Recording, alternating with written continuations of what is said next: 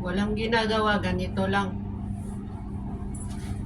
Pag napagod minsan, ganyan lang. Minsan pag inaantok talaga ako, ganyan. At least mga 5 minutes, okay na ulit. Ganun talaga. Walang magawa eh.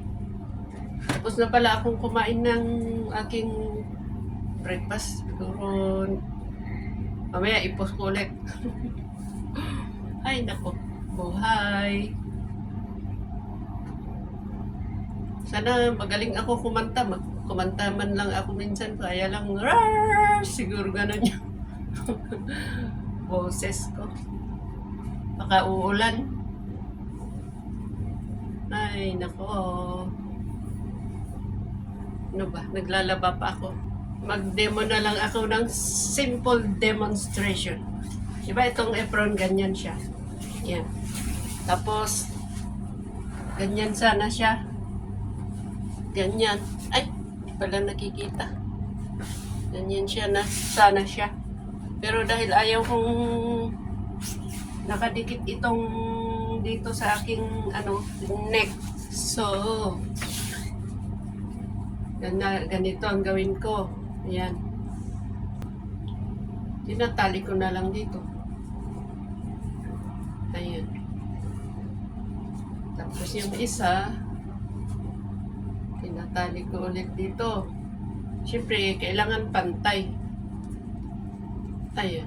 Simple lang naman ito. Wala kasi akong magawa eh. Ayan. Kailangan pantay. So, pantay.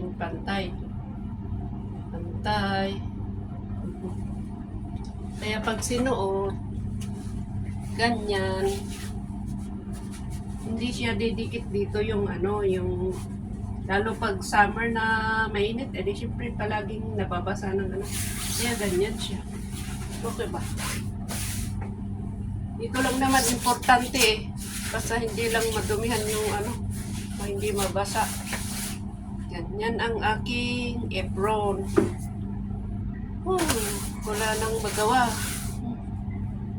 Wala lang. Style ko lang. Yan. Salamat. Madali lang naman itong gawin. Pinakita ko lang. Wala kasi akong ibang gagawin. Kahit hindi ito pang viral. Wala akong content na pang viral. Dito po ang aking apron.